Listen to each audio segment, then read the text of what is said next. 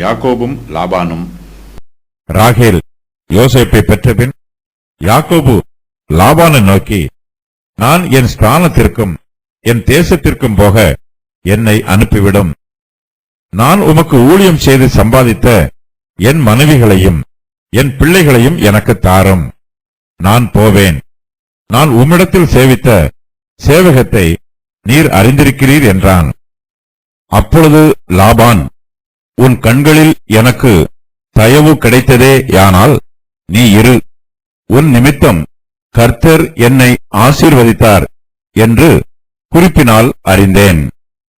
உன் சம்பளம் இன்னதென்று எனக்குச் சொல், நான் அதை தருவேன் என்றான். அதற்கு அவன், நான் உம்மை சேவித்த விதமும் உம்முடைய மந்தை என்னிடத்தில் இருந்த விதமும் அறிந்திருக்கிறீர். நான் வருமுன்னே உமக்கு இருந்தது கொஞ்சம். நான் வந்தபின் கர்த்தர் உம்மை ஆசீர்வதித்ததினால் அது மிகவும் பெருகியிருக்கிறது. இனி நான் என் குடும்பத்துக்கு சம்பாத்தியம் பண்ணுவது எப்பொழுது என்றான். அதற்கு அவன், நான் உனக்கு என்ன தர வேண்டும் என்றான். யாக்கோபு, நீர் எனக்கு ஒன்றும் தர வேண்டியதில்லை. நான் சொல்லுகிறபடி நீர் எனக்கு செய்தால் உம்முடைய மந்தையை திரும்ப மேய்த்து காப்பேன். நான் இன்றைக்கு போய் உம்முடைய மந்தைகளையெல்லாம் பார்வையிட்டு அவைகளில் புள்ளியும் வரியும் கருப்புமுள்ள செம்மறி ஆடுகளையும் வரியும் புள்ளியும் உள்ள வெள்ளாடுகளையும் பிரித்து விடுகிறேன். அப்படிப்பட்டவை இனி எனக்கு சம்பளமாயிருக்கட்டும். அப்படியே இனிமேல் என் சம்பளமாகிய இவற்றை நீர் பார்வையிடும்போது என் நீதி விளங்கும். புள்ளியும் வரியுமில்லாத வெள்ளாடுகளும் கருப்பான செம்மறி ஆடுகளும் என் வசத்தில் இருந்தால் அவை எல்லாம் என்னால் திருடிக் கொள்ளப்பட்டவைகளாய் எண்ணப்படட்டும் என்றான். அதற்கு லாபான், நீ சொன்னபடியே ஆகட்டும் என்று சொல்லி அந்நாளில் கலப்பு நிறமும் வரியுமுள்ள வெள்ளாட்டு கடாக்களையும் புள்ளியும் வரியுமுள்ள வெள்ளாடுகள் யாவையும் சற்று வெண்மையும் கருமையும் உள்ள செம்மறியாடுகள் யாவையும் பிரித்து தன் குமாரரிடத்தில் ஒப்புவித்து தனக்கும் யாக்கோபுக்கும் இடையிலே 3 நாள் பிரயாண தூரத்தில் இருக்கும்படி வைத்தான். லாபானுடைய மற்ற ஆடுகளை யாக்கோபு மேய்த்தான். யாக்கோபு தன்னுடைய குடும்பத்தை பற்றி நினைத்து பார்க்கிறார். லாபான் சொன்ன பிரகாரம் யாக்கோபு அவருக்கு இதுவரையிலும் உண்மையாய் வேலை செய்தார். யாக்கோபு இதுவரையிலும் லாபானுக்கு 14 வருஷங்கள் வேலை செய்திருக்கிறார். இப்போது யாக்கோபின் மனதிலே கானான் தேசத்தின் மீது பிரியமுண்டாயிற்று. கானான் தேசம் யாக்கோபின் சொந்த தேசம். யாக்கோபின் தகப்பனாரும் தாயும் அங்கே இருக்கிறார்கள். யாக்கோபு தன் பெற்றோரை பார்க்க விரும்புகிறார். யாக்கோபு கானான் தேசத்தின் மீது பிரியமாய் இருப்பதற்கு இவை மாத்திரம் காரணம் அல்ல. கானான் தேசம் வாக்குத்தத்த தேசம். கர்த்தர் கானான் தேசத்தை ஆபிரகாமின் சந்ததிக்கு சுதந்திரமாக கொடுத்திருக்கிறார். ஆகையினால் யாக்கோபுக்கு கானான் தேசத்தின் மீது பிரியம் உண்டாயிற்று. யாக்கோபு கானான் தேசத்திற்கு போக வேண்டும் என்னும் விருப்பத்தை லாபானுக்கு சொல்லுகிறார். அவர் லாபானிடத்தில் சொல்லிக் கொள்ளாமல் தன்னுடைய தேசத்திற்கு திருட்டளவாய் போக பிரியப்படவில்லை. ராகேல் யோசேப்பை பெற்றபின் யாக்கோபு லாபானை நோக்கி, நான் என் ஸ்தானத்திற்கும் என் தேசத்திற்கும் போக என்னை அனுப்பிவிடும். நான் உமக்கு ஊழியம் செய்து சம்பாதித்த என் மனைவிகளையும் என் பிள்ளைகளையும் எனக்கு தாரும். நான் போவேன். நான் உம்மிடத்தில் சேவித்த சேவகத்தை நீர் அறிந்திருக்கிறீர் என்று சொல்லுகிறார். யாக்கோபு தன் மனைவிகளோடு இருந்த 14 வருஷ காலத்தில் அவருக்கு 11 குமாரர்களும் ஒரு குமாரத்தையும் பிறந்தார்கள். இதன் பின்பு தன் தேசத்திற்கு போக வேண்டும் என்று யாக்கோபு விரும்புகிறார். ஆனால் லாபான் அவரை ஆரானில் மேலும் பல வருஷங்கள் இருக்க வைக்கிறார். புதிய ஏற்பாட்டில் பல மனைவி விவாகம் தடை பண்ணப்பட்டிருக்கிறது. பழைய ஏற்பாட்டு காலத்தில் பல மனைவி விவாகத்தை ஏற்றுக்கொண்டார்கள். பலர் பல மனைவிகளை விவாகம் பண்ணி இருக்கிறார்கள். அர்மகதோன் யுத்தத்தின் போது பல மனைவி விவாகத்தை ஸ்திரீகள் விரும்புவார்கள். பல மனைவி விவாகத்தினால் ஏற்படும் தீய விளைவுகள் ஆதியாகமம் 16:1-4 வரையிலும் ஆகிய வசனங்களில் கூறப்பட்டிருக்கிறது. பரிசுத்த வேதாகமத்தில் பல மனைவிகளை விவாகம் பண்ணின ஒரு சிலரை பற்றி சொல்லப்பட்டிருக்கிறது. அவர்களின் விவரம் வருமாறு: லாமேக்கு, ஆபிரகாம், ஏசா, யாக்கோபு, கிதியோன், எல்கானா, தாவீது, சாலமோன், ரெகொபயாம், அசூர், அபியா, யோராம், யோசியா, ஆகாப், யோயாக்கீம், பெல்ஷாத்சார். லாபானுக்கு யாக்கோபை அவருடைய சொந்த தேசமாகிய கானான் தேசத்திற்கு அனுப்ப இஷ்டமில்லை. யாக்கோபு தன்னோடு கூடவே இருந்து தனக்கு வேலை செய்ய வேண்டும் என்று லாபான் விரும்புகிறார். லாபானுக்கு யாக்கோபின் மீதோ அல்லது அவருடைய மனைவிகள் மீதோ அல்லது அவருடைய பிள்ளைகள் மீதோ அதிகமான பிரியம் இல்லை. லாபான் தன்னுடைய சுயநலத்தை பார்க்கிறார். யாக்கோபு தன்னோடு கூட இருந்து தனக்கு வேலை செய்தால் தனக்கு ஆதாயம் உண்டாகும் என்று லாபான் எதிர்பார்க்கிறார். லாபான் யாக்கோபை நோக்கி, உன் கண்களில் எனக்கு தயவு கிடைத்ததேயானால் நீ இரு, உன் நிமித்தம் கர்த்தர் என்னை ஆசீர்வதித்தார் என்று குறிப்பினால் அறிந்தேன். உன் சம்பளம் இன்னதென்று எனக்கு சொல், நான் அதை தருவேன் என்று சொல்லுகிறார். லாபான் யாக்கோபை அவருடைய சொந்த தேசத்திற்கு அனுப்பிவிடாமல் அவரை தன்னோடு வைத்திருப்பதற்கு ஆசை வார்த்தைகளை பேசி பேரம் பேசுகிறார். லாபானிடத்தில் ஏராளமான ஆடுகள் இருக்கிறது. இந்த ஆடுகளையெல்லாம் மேய்க்கும் வேலையை யாக்கோபு பார்க்க வேண்டும் என்று லாபான் விரும்புகிறார். அதற்காக லாபான் யாக்கோபுக்கு நல்ல சம்பளம் கொடுக்கவும் முன் வருகிறார். லாபான் ஒரு தந்திரவாதி, அவர் ஒரு சுயநலக்காரர். லாபானை போன்றவர்களுக்கு தந்திரமான வார்த்தைகளை எப்படி பேச வேண்டும் என்பதும் தெரிந்திருக்கும். அவர்கள் தங்கள் சுயநலத்திற்காக ஆசை வார்த்தைகளை பேசுவார்கள். யாக்கோபு கடினமாய் உழைக்கக்கூடியவர், அவர் உண்மை உள்ளவர். யாக்கோபு தன்னுடைய ஆடுகளை மேய்த்தபோது தனக்கு அதிக லாபம் உண்டாயிற்று என்பதை லாபானால் மறுக்க முடியவில்லை. உன் நிமித்தம் கர்த்தர் என்னை ஆசீர்வதித்தார் என்று லாபான் யாக்கோபுக்கு சொல்லுகிறார். யாக்கோபு மூலமாக தனக்கு வந்த ஆசீர்வாதத்தை லாபான் குறிப்பினால் அறிந்திருக்கிறார். குறிப்பினால் அறிதல் என்னும் வாக்கியத்திற்கு அனுபவத்தின் மூலமாக அறிந்து கொள்ளுதல் என்று பொருள். யாக்கோபு தன்னுடைய ஆடுகளை நன்றாக மேய்த்து நிர்வாகம் பண்ணியிருக்கிறார் என்பது லாபானுக்கு தெரிந்திருக்கிறது. லாபான் யாக்கோபை பற்றி புகழ்ந்து சொல்லும்போது அவர் கர்த்தரையும் புகழ்ந்து பேசுகிறார். யாக்கோபு லாபானிடத்தில் தான் லாபானுக்கு வேலை செய்த விதத்தை தெளிவாக எடுத்துச் சொல்லுகிறார். யாக்கோபு லாபானை நோக்கி, நான் உம்மை சேவித்த விதமும் உம்முடைய மந்தை என்னிடத்தில் இருந்த விதமும் அறிந்திருக்கிறீர். நான் வரும் முன்னே உமக்கு இருந்தது கொஞ்சம், நான் வந்தபின் கர்த்தர் உம்மை ஆசீர்வதித்ததினால் அது மிகவும் பெருகி இருக்கிறது. இனி நான் என் குடும்பத்துக்கு சம்பாத்தியம் பண்ணுவது எப்பொழுது என்று சொல்லுகிறார். யாக்கோபு லாபானுக்கு உண்மையாய் வேலை செய்திருக்கிறார். ஆனாலும் லாபானுக்கு வந்த ஆசீர்வாதம் தன்னால் வந்ததல்ல என்றும் அது கர்த்தரால் வந்தது என்றும் யாக்கோபு சொல்லுகிறார். யாக்கோபு கர்த்தரிடத்தில் பக்தி உள்ளவர். அவர் கர்த்தருடைய சமூகத்தில் தன்னை தாழ்த்தி கர்த்தரை உயர்த்துகிறார். யாக்கோபு லாபானின் ஆசீர்வாதத்தை பற்றி சொல்லும்போது கர்த்தர் உம்மை ஆசீர்வதித்ததினால் அது மிகவும் பெருகி இருக்கிறது என்று சொல்லுகிறார். கர்த்தர் நம்மை ஆசீர்வதித்தால் மாத்திரமே நமக்கு ஆசீர்வாதம் வரும். கர்த்தருடைய ஆசீர்வாதமே நமக்கு தங்கும். யாக்கோபு ஒளிவு மறைவு இல்லாமல் மாய்மாலம் பண்ணாமல் தெளிவாக பேசுகிறார். அவருடைய வார்த்தையில் உண்மை இருக்கிறது. அவருடைய சுபாவத்தில் கண்ணியம் இருக்கிறது. லாபானோ யாக்கோபின் நல்ல சுபாவத்தை தனக்கு சாதகமாக பயன்படுத்தி கொள்ள விரும்புகிறார். யாக்கோபு தன்னோடு கூட இருக்க வேண்டும் என்று லாபான் விரும்பினாலும் யாக்கோபு தன் ஸ்தானத்திற்கும் தன் தேசத்திற்கும் போக வேண்டும் என்று விரும்புகிறார். லாபான் தனக்கு எவ்வளவு சம்பளம் கொடுத்தாலும் யாக்கோபு இனிமேல் தன் குடும்பத்திற்கு சம்பாத்தியம் பண்ண வேண்டும் என்றே பிரியப்படுகிறார். யாக்கோபுக்கு இப்போது மனைவிகளும் பிள்ளைகளும் இருக்கிறார்கள்.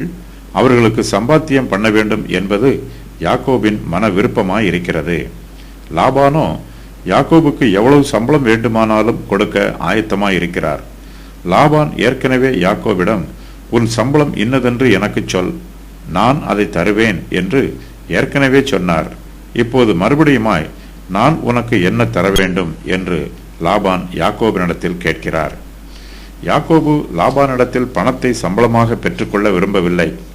அவர் லாபானை நோக்கி, நீர் எனக்கு ஒன்றும் தர வேண்டியதில்லை என்று சொல்லிவிடுகிறார். ஆனாலும் தன் குடும்பத்திற்கு சம்பாத்தியம் பண்ண வேண்டும் என்னும் விருப்பம் யாக்கோபின் மனதில் இருக்கிறது. யாக்கோபு லாபானை நோக்கி, நான் சொல்லுகிறபடி நீர் எனக்கு செய்தால் உம்முடைய மந்தையை திரும்ப மேய்த்து காப்பேன் என்று சொல்லுகிறார். யாக்கோபு இனிமேல் லாபானிடத்தில் சம்பளம் இல்லாமல் வேலை பார்க்க விரும்பவில்லை. யாக்கோபின் மூலமாக லாபானுக்கு ஏற்கனவே அதிக வருமானம் கிடைத்திருக்கிறது. யாக்கோபின் நிமித்தம் கர்த்தர் லாபானை அதிகமாய் ஆசீர்வதித்திருக்கிறார். யாக்கோபு லாபானிடத்தில் வருவதற்கு முன்பாக அவரிடத்தில் சம்பாத்தியம் கொஞ்சமாய் இருந்தது. யாக்கோபு வந்த பின்போ லாபானின் சம்பாத்தியம் பெருகி இருக்கிறது. இது லாபானுக்கும் தெரியும். ஆகையினால் லாபான் யாக்கோபுக்கு அதிகமான சம்பளத்தை கொடுத்து அவரை தன்னோடு வைத்துக் கொள்ள விரும்புகிறார். லாபான் யாக்கோபுக்கு அதிகமான சம்பளம் கொடுக்க முன்வந்தாலும் யாக்கோபு பேராசைப்படவில்லை. யாக்கோபின் வார்த்தையில் உண்மையும் கண்ணியமும் இருக்கிறது. கர்த்தருடைய பரிசுத்தவான்கள் மனத்தாழ்மை உள்ளவர்களாய் இருப்பார்கள். அவர்கள் பிறருக்கு நன்மை செய்ய வேண்டும் என்றே விரும்புவார்கள். பரிசுத்தவான்கள் பிறருடைய சொத்துக்கள் மீது ஆசைப்படவும் மாட்டார்கள். அதை அபகரிக்க வேண்டும் என்று வஞ்சகமாய் திட்டமிடவும் மாட்டார்கள். மற்றவர்களுக்கு நன்மை செய்வதே பரிசுத்தவான்களுக்கு மெய்யான சந்தோஷம். யாக்கோபுக்கும் இப்போது குடும்பம் இருக்கிறது. அவருக்கு மனைவிகளும் பிள்ளைகளும் இருக்கிறார்கள். யாக்கோபு தன் குடும்பத்திற்கு சம்பாத்தியம் பண்ண வேண்டும். இது யாக்கோபின் குடும்ப கடமை. யாக்கோபு தன்னுடைய குடும்ப பொறுப்புகளை உணர்ந்து லாபானுடைய மந்தையை திரும்ப மேய்த்து காப்பதற்கு சம்மதிக்கிறார். ஆனாலும் யாக்கோபு சம்பளமில்லாமல் வேலை பார்க்க விரும்பவில்லை. தான் சொல்லுகிறபடி லாபான் தனக்கு செய்ய வேண்டும் என்று யாக்கோபு ஒரு நிபந்தனையை சொல்லுகிறார். யாக்கோபு லாபானை நோக்கி, நான் இன்றைக்கு போய் உம்முடைய மந்தைகளையெல்லாம் பார்வையிட்டு அவைகளில் புள்ளியும் வரியும் கருப்புமுள்ள செம்மறி ஆடுகளையும் வரியும் புள்ளியும் உள்ள வெள்ளாடுகளையும் பிரித்து விடுகிறேன். அப்படிப்பட்டவை இனி எனக்கு சம்பளமாய் இருக்கட்டும் என்று சொல்லுகிறார். யாக்கோபு லாபானிடத்திலிருந்து சம்பளம் பெற்றுக்கொள்ளவில்லை. தேவனுடைய பராமரிப்பு தனக்கு போதும் என்று யாக்கோபு நினைக்கிறார். வெண்மை நிற பெண்ணாடுகள் புள்ளியும் வரியும் உள்ள ஆடுகளை ஈனும். கிழக்கு தேசத்தில் செம்மறியாடுகள் பொதுவாக வெண்மை நிறத்திலும் வெள்ளாடுகள் பொதுவாக கருப்பு நிறத்திலும் இருக்கும். புள்ளியும் வரியும் உள்ள வெள்ளாடுகளோ செம்மறியாடுகளோ அதிகமாய் இருக்காது. யாக்கோபு தனக்கு புள்ளியும் வரியும் உள்ள ஆடுகள் போதும் என்று நினைக்கிறார். யாக்கோபு தன்னை கர்த்தருடைய தெய்வீக பராமரிப்புக்கும் அவருடைய வழி நடத்துதலுக்கும் ஒப்புக் கொடுக்கிறார். யாக்கோபுக்கு ஆடுகளை பற்றி நன்றாய் தெரிந்திருக்கிறது. புள்ளியும் வரியும் கலப்பு நிறமும் உள்ள ஆடுகள் தனக்கு சம்பளமாக தரப்பட வேண்டும் என்று யாக்கோபு எதிர்பார்க்கிறார். புள்ளியும் வரியும் இல்லாத ஒரே நிறத்தில் உள்ள ஆடுகள் எல்லாம் லாபானுக்கு சொந்தமாக இருக்கும். கர்த்தர் லாபானுடைய மந்தையிலே புள்ளியும் வரியும் கலப்பு நிறமுமான ஆடுகளை பெருக பண்ணினால் யாக்கோபுக்கு சம்பளம் அதிகமாய் கிடைக்கும். கர்த்தரே பெருக்கத்தை கொடுக்கிறவர். யாக்கோபு தன்னுடைய சம்பளத்திற்கு கர்த்தரையே சார்ந்திருக்கிறார். புள்ளியும் வரியும் இல்லாத கலப்பு நிறமல்லாத ஆடுகள் எல்லாம் லாபானுக்கே சொந்தம் என்று யாக்கோபு சொல்லுகிறார். லாபானுக்கு சொந்தமானதை யாக்கோபு தனக்கு சொந்தமாக்கி கொள்ள மாட்டார். யாக்கோபு லாபானிடத்தில் இதையும் தெளிவுபடுத்துகிறார். யாக்கோபு லாபானை நோக்கி, இனிமேல் என் சம்பளமாகிய இவற்றை நீர் பார்வையிடும்போது என் நீதி விளங்கும். புள்ளியும் வரியும் இல்லாத வெள்ளாடுகளும் கருப்பான செம்மறி ஆடுகளும் என் வசத்தில் இருந்தால் அவையெல்லாம் என்னால் திருடிக் கொள்ளப்பட்டவைகளாய் எண்ணப்படும் என்று சொல்லுகிறார். யாக்கோபை தன்னிடத்தில் எப்படியாவது வேலைக்கு வைத்துக் கொள்ள வேண்டும் என்று லாபான் விரும்புகிறார். லாபான் யாக்கோபை நோக்கி, உன் சம்பளம் இன்னதென்று எனக்கு சொல், நான் அதை தருவேன் என்று ஏற்கனவே சொன்னார். அவர் யாக்கோபுக்கு எவ்வளவு சம்பளம் வேண்டுமானாலும் கொடுக்க ஆயத்தமாயிருக்கிறார். இப்போது யாக்கோபு தன்னுடைய சம்பளத்தை பற்றி சொல்லும்போது லாபான் யாக்கோபை நோக்கி, நீ சொன்னபடியே ஆகட்டும் என்று சொல்லி சம்மதம் தெரிவிக்கிறார். லாபான் யாக்கோபுக்கு உண்மையிலேயே அதிகமான சம்பளத்தை கொடுக்க விரும்பவில்லை. லாபானுக்கு தன்னுடைய மந்தையில் உள்ள ஆடுகளை பற்றி நன்றாய் தெரியும். லாபானுடைய மந்தையில் புள்ளியும் வரியும் கலப்பு நிறமும் ஆன ஆடுகள் மிகவும் குறைவாகவே இருக்கிறது. ஆகையினால் யாக்கோபுக்கு குறைவான சம்பளமே கிடைக்கும் என்று லாபான் நினைக்கிறார். அந்த குறைவான சம்பளத்தையும் யாக்கோபுக்கு கொடுக்க லாபானுக்கு இஷ்டமில்லை. ஆகையினால் தன் மந்தையில் உள்ள வரியும் புள்ளியும் கலப்பு நிறமுள்ள ஆடுகளை லாபான் தனியாக பிரித்து விடுகிறார். ஆகையினால் இயற்கையின் பிரமாணத்தின் பிரகாரம் இனிமேல் மந்தையில் உள்ள ஆடுகள் புள்ளியும் வரியும் கலப்பு நிறமுமான குட்டிகளை போடுவதற்கு வாய்ப்பு இல்லை. லாபான் தன் மந்தையிலுள்ள ஆடுகளை யாக்கோபினிடத்தில் ஒப்புவிப்பதற்கு முன்பாக தன்னிடத்தில் உள்ள கலப்பு நிற ஆடுகளை தன் குமாரரிடத்தில் ஒப்புவிக்கிறார். அவற்றை தனியாக வேறு பிரித்து விடுகிறார். அந்நாளிலே லாபான் கலப்பு நிறமும் வரியும் உள்ள வெள்ளாட்டு கடாக்களையும் புள்ளியும் வரியும் உள்ள வெள்ளாடுகள் யாவையும் சற்று வெண்மையும் கருமையும் உள்ள செம்மறி ஆடுகள் யாவையும் பிரித்து தன் குமாரரிடத்தில் ஒப்புவிக்கிறார். லாபான் தனக்கும் யாக்கோபுக்கும் இடையிலே 3 நாள் பிரயாண தூரத்திலே இருக்கும்படி அந்த ஆடுகளை வைக்கிறார். லாபானுடைய மற்ற ஆடுகளை யாக்கோபு மேய்க்கிறார். யாக்கோபின் நிபந்தனைகளை லாபான் அங்கீகரிக்கிறார். ஆரம்பத்திலேயே லாபான் கருப்பு நிறமும் புள்ளியும் வரியும் உள்ள ஆடுகளையெல்லாம் தனியாக பிரித்து விடுகிறார். இனிமேல் இப்படிப்பட்ட ஆட்டுக்குட்டிகள் பிறக்காது என்பது லாபானின் எண்ணம். மேலும் பல வருஷங்களுக்கு யாக்கோபை தன்னிடத்தில் வேலைக்கு வைத்துக் கொள்ளலாம் என்றும் லாபான் நினைக்கிறார். லாபான் கருப்பு நிற ஆடுகளையும் புள்ளியும் வரியுமான ஆடுகளையும் தனியாக பிரித்து விட்டார். யாக்கோபு மீதமுள்ள ஆடுகளை மேய்த்து கொண்டிருக்கிறார். 3 நாள் பிரயாண தூரம் என்பது 50 மைல்களை குறிக்கும். லாபான் தான் பிரித்து கொண்ட ஆடுகளை 50 மைலுக்கு அப்பால் தள்ளி வைக்கிறார். யாக்கோபு மறுபடியும் தன்னுடைய வேலையை ஆரம்பிக்கும் போது அவரிடத்தில் கருப்பு நிற ஆடுகளோ புள்ளியும் வரியுமுள்ள ஆடுகளோ ஒன்றும் இல்லை. லாபானின் குமாரர் என்று இந்த வசனத்தில் கூறப்பட்டிருக்கிறது. ஆனால் லாபானுக்கு எத்தனை குமாரர் இருந்தார்கள் என்று தெரியவில்லை. இந்த காலத்தில் யாக்கோபுக்கு 11 குமாரர்கள் இருக்கிறார்கள். இப்போது யாக்கோபு மேய்க்கிற ஆடுகள் எல்லாமே ஒரே நிறமுள்ளதாக இருக்கிறது. எல்லா ஆடுகளும் வெள்ளை நிறத்திலோ அல்லது கருப்பு நிறத்திலோ இருக்கிறது.